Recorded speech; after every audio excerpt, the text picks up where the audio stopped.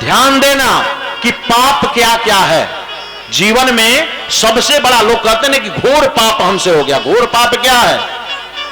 भगवान शंकर पार्वती जा रहे थे, घोर पाप मैं बता रहा हूं, यह कभी आप मत करना, यह अगर करोगे तो यही घोर पाप है। भगवान शंकर पार्वती जा रहे थे, एक चंडालिन थी, एक चंडालिन वहां वह मुर्दे का एक जो है चिता सजा हुआ था, जल रहा था, उस चिता पे मनुष्य का खोपड़ी रख करके, चिता पे मनुष्य के खोपड़ी में शराब डाल करके और उसमें चावल डाल करके और उसमें कौवे का मांस डाल करके और बना रही थी और उसको ढकी थी चमड़े से। पार्वती जी ने देखा, घोर पाप बता रहे हैं सुखदेव जी, घोर पाप क्या है? पार्वती जी ने देखा, कहा भोलेनाथ क्या है देवी? अरे चलो देखो वह चंडाली क्या कर रही है। और चंडालीन क्या कर रहे हैं? भोलेनाथ ने कहा देवी क्या कर रही है? पार्वती जी ने कहा कि काकमांसम सुरासिक्तम नृकपाले चिताग्निना स्वयं पचसी चांडाली चरमणाच्छादितम कथम। हे भोलेनाथ, काकमांसम, कौवे का मांस, इससे अपवित्र क्या हो सकता है? काकमांसम सुरासिक्तम, और उसको जो है कि शराब में और नृकपाले मनुष्य के खोपड़ी में, यह सब अशुद्ध। नृकपाले चिताग्निना, चिता के अग्नि में, यह सब अशुद्ध। और स्वयं पचसी चांडाली, और स्वयं कौन बना रहा है? चंडालिन बना रही है, वो स्वयं जो है अपवित्र है, लेकिन चमड़े से ढकी है। वो ढकी क्यों है यह समझ में नहीं आता।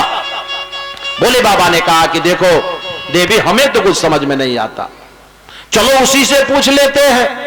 और पार्वती जी और शंकर जी दोनों लोग गए और जाकर के प्रश्न किए, हे चंडालिन आप बताओ कि चमड़े से क्यों ढकी हो? क्योंकि इसमें शुद्ध क्या है? काकमांसम सुरासिक्तम नृकपाले चिताग्निना, या कौवे का मांस, मनुष्य का खोपड़ी, यह शराब, या चिता का अग्नि, ये सब जो है अशुद्ध है। अब तुम ढकी क्यों हो चमड़े से? भोजन को हम ढकते क्यों हैं? क्योंकि अपवित्र न हो जाए। और कभी भी ढका हुआ भोजन ही करना चाहिए। अगर भोजन ढका हुआ नहीं है तो उसको कभी नहीं करना चाहिए, वह अपवित्र हो जाता है। इसलिए आप भी अपने घर में भोजन बनाना तो जरूर ढक देना, उसमें से निकालना फिर से ढक देना। बिना ढका हुआ भोजन नहीं किया जाता। और चंडालिन ने कहा,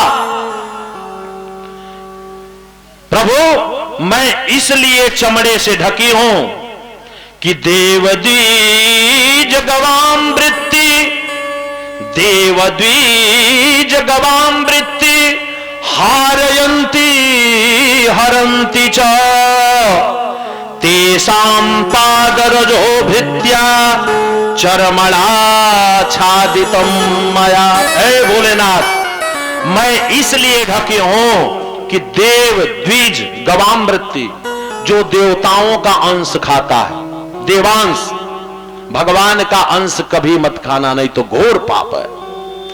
सुखदेव जी महाराज ने कहा कि देवताओं का अंश खाने का अर्थ क्या है?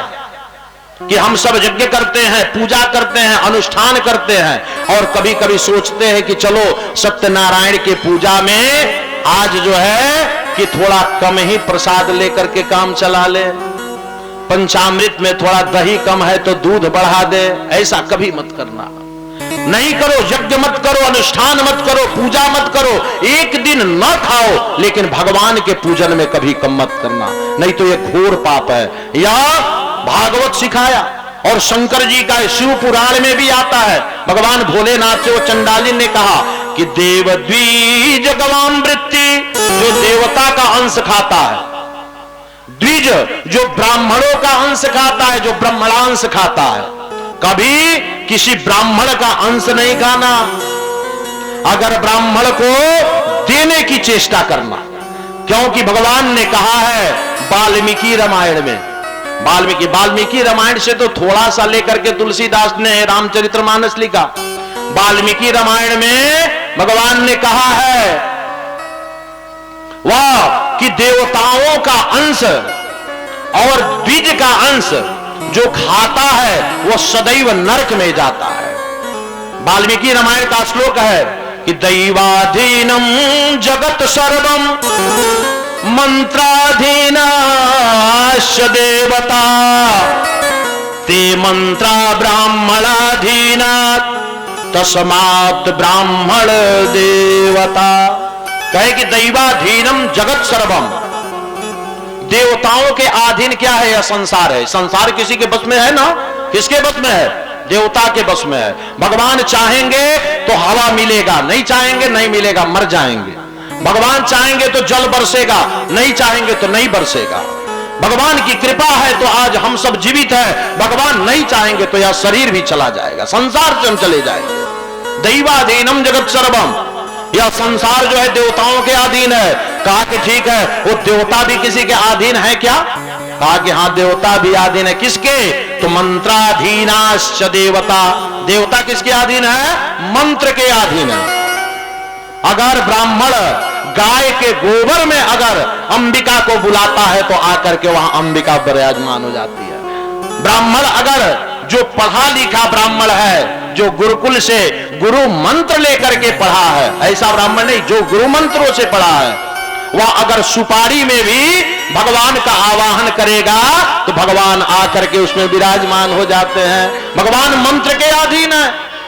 नहीं तो ये जो मां दुर्गा का मूर्ति या शंकर जी का शिवलिंग होता है, आप चले जाइए दुकान में, कहीं चले जाइए, बनारस में जाएंगे तो एक दुकान में कम से कम 2 लाख शिवलिंग ऐसे ऐसे पड़े हुए हैं। सुंदर सुंदर शिवलिंग पड़े हुए, कोई नहीं पूछता है।